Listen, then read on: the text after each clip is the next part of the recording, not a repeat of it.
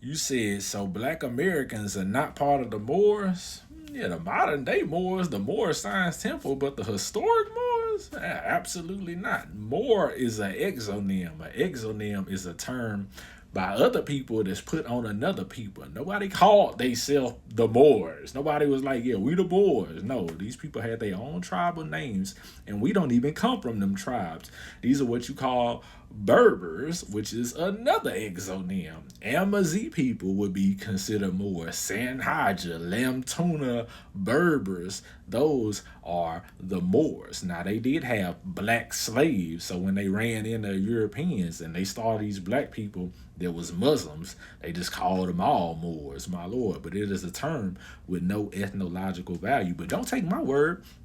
Let's examine the the phrase, the term Moors has no ethnological value, originates in the 1911 Encyclopedia Britannica. My lord. It means Moor is not a single distinct biological race or a specific ethnic group. Instead, medieval and early modern Europeans used the label as a broad, generalized term for various Muslim populations. My lord. Moor is a term that has no ethnological value. We ain't no Moors. Now let's examine some more.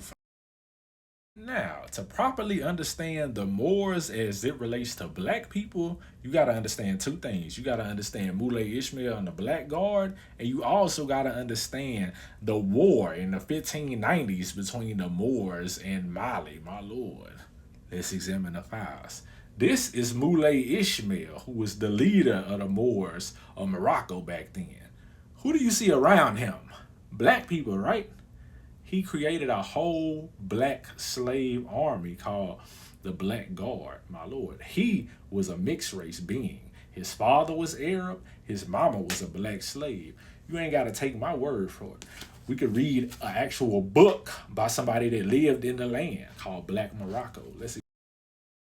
I'm trying to tell you, I got the data to turn your body into antimatter. Let's examine the it says Sultan Moulay Ishmael, 1646 through 1727, whose mother was a black slave, al Walad, but who nonetheless perceived himself a descendant of Muhammad and therefore not black. Given that Morocco is a patrilineal and patriarchal society, the father gives to his son his nasab, ethnic kinship, and his religion, regardless of the mother's status, whether non Muslim, Berber, black, or slave. The Moroccan definition of race accepts the other or blacks in the Arab family as long as they possess a drop of Arab blood, seemingly ignoring their other ethnic or racial affiliations. Let's continue. This speaking about Moulay Ishmael Black Guard, where he enslaved the entire black population of Morocco, my lord.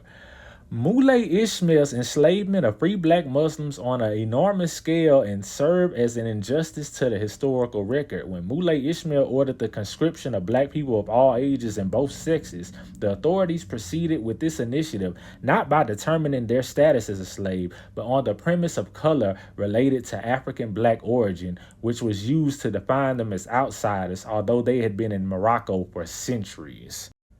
It further says the words Negro and slave are synonymous among the Moors and indicate dependence on a state of humiliation incompatible with the ideas that they have of their own freedom. It is not astonishing that people who have not the liberty of thinking and who should only distinguish from those they call slaves by their color should hold the idea of servitude in such abhorrence, my lord.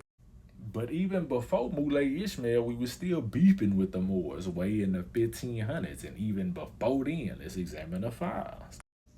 This Sheikh Anta Diop, my lord, you see that historical reminder, the Moroccan invasion, Moroccan War 1593. I ain't making this up.